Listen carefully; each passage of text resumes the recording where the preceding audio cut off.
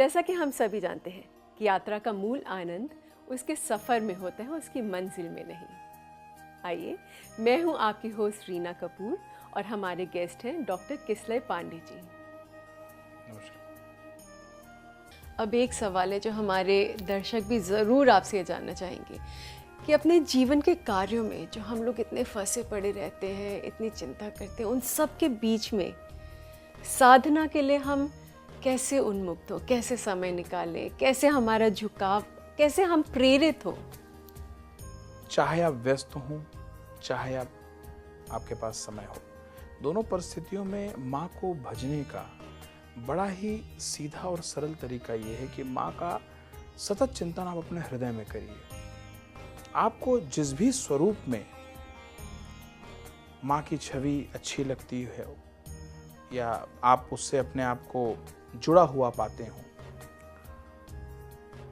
उसका ध्यान अपने हृदय में करिए और सतत करते रहिए। जरूरी नहीं कि आप मंदिर नहीं गए तो कुछ कमी कर दी, या अगरबत्ती नहीं जलाई तो कोई कमी कर दी, कोई दिया नहीं जलाया तो कोई कमी कर दी, कोई दिक्कत नहीं। कम से कम इतना समय तो आपके पास होगा ना कि आप उठते बैठते सोते जागते अपने हृदय में, जैसे आप अपनी माँ का, अपने पिता का ध्यान कर रहे हैं, वैसे आप जो पराम्बा भगवती हैं, परम शक्ति हैं, उनका ध्यान कर पाए।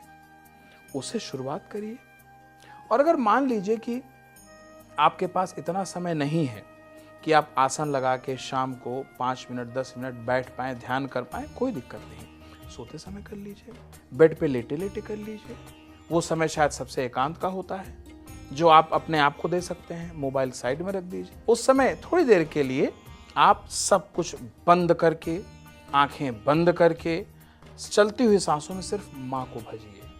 माँ माँ माँ। फिर आप देखेंगे कि उसका असर ऐसा चमत्कारी होगा कि बाद में आप खुद ट्राई करके एक बार देखिए और आप बताइए। बिल्कुल।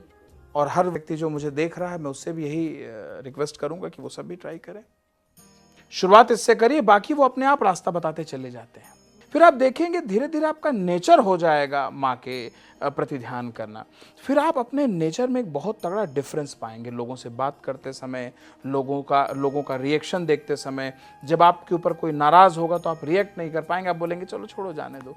या आपको हो सकता है लगे शुरू में कि नहीं, मैं बहुत ज़्यादा अकोमोडेटिव हो गया हूँ, काफ़ी ज़्यादा मैं टॉलरेट करने लगा हूँ, पर ये असर उस माँ के चिंतन का होता ही है कि वो इतना कूल कर देती है, इतना शांत कर देती है अंदर से कि आप बस मत। और ये शुरुआत है।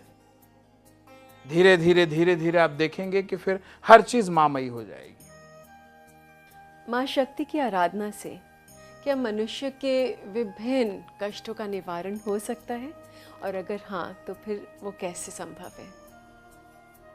माँ शक्ति की आराधना से कुछ भी संभव है। जो आपने मुझसे पूछा या जो आप नहीं पूछ पा रही हैं, हर वो चीज मैंने की, जैसे पहले भी मैंने आपको बताया था, यद्यपि जो असंभव है वो भी माँ की आराधना से संभव है। इसको आप इस तरह समझें, जैसे मैंने आपको पहले एक बार कहा था ना कि अगर बेटे की इच्छा हो तो माँ किसी भी हद तक चली जाती है उसकी इच्छा पूरी करने के लिए। वहां वो कोई नियम कानून नहीं देखती है। सेम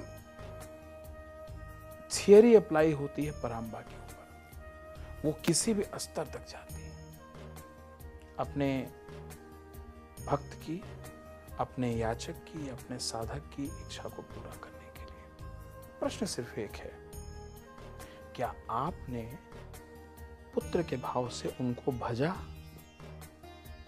अगर भजा फिर कोई दिक्कत नहीं, पर अगर कंडीशंस हैं, लेकिन किंतु परंतु है, तो फिर उस मामले में तो फिर कुछ कहना मेरे लिए मुश्किल होगा। और कैसे संभव है, उसके लिए विभिन्न प्रकार के, चूंकि अब आप एक भौतिक प्रश्न कर रही हैं, तो अब मैं परब्रह्म की जो परम सत्ता है उससे हट के अगर मैं भौतिकता पे जवाब दूं, तो हर मनुष्य की अपनी अलग अलग समस्याएं हैं।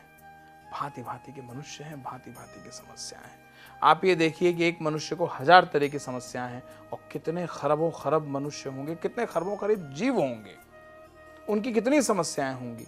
अच्छा, तो फिर हर समस्या के लिए एक मार्ग बताया हुआ है हमारे सनातन धर्मों में। जो हमारा सनातनी साहित्य है उसमें हर चीज की व्यवस्था है, और वो वैज्ञानिक रूप से वेल टेस्टेड है। अब देखना यह है कि समस्या कौन सी है।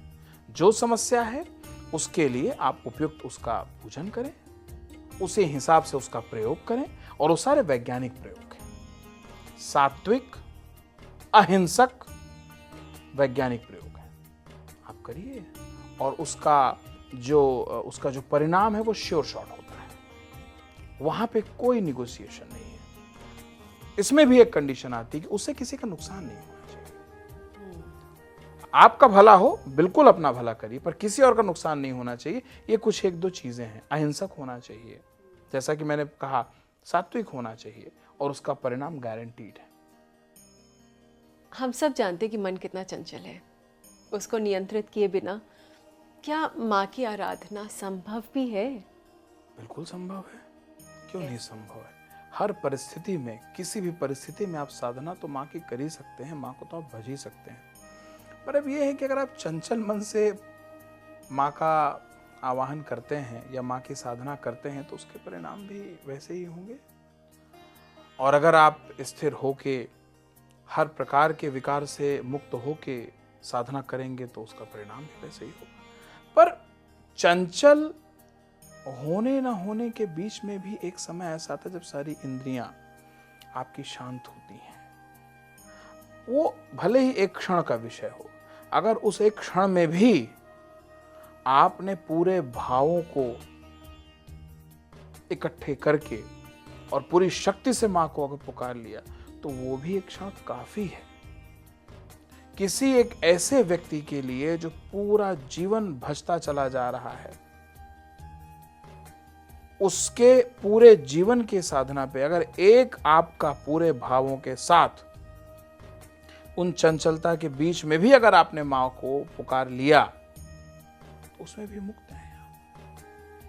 क्योंकि कई बार ऐसा होता है, जैसा कि मैंने बताया, कि कई बार लोग पूरा जीवन करते तो रहते हैं साधना, पर कई सारे विकार से युक्त हो जाते हैं। क्योंकि कई बार उनको ये अहंकार आ जाता है कि हम तो विकार से परे हैं, या उनको साधक को साधना का अहंकार आ जाता है, या उनको इस बात का अहंकार हो जाता है कि हमें तो ज्ञान हो गया है। तो इन सारे जो फिल्टर हैं उनसे फिल्टर आउट हो जाते हैं, उनसे उनको साइड आउट कर दिया जाता है, जाने अनजाने वो रेस से बाहर हो जाते हैं। पर एक व्यक्ति जो इन सब सोच से परे बस पूरे भाव से एब्सोल्यूट सबमिशन के साथ अगर मां का आवाहन कर लेता है अपने हृदय में, तो भारी पड़ता है उन सारे लोगों के।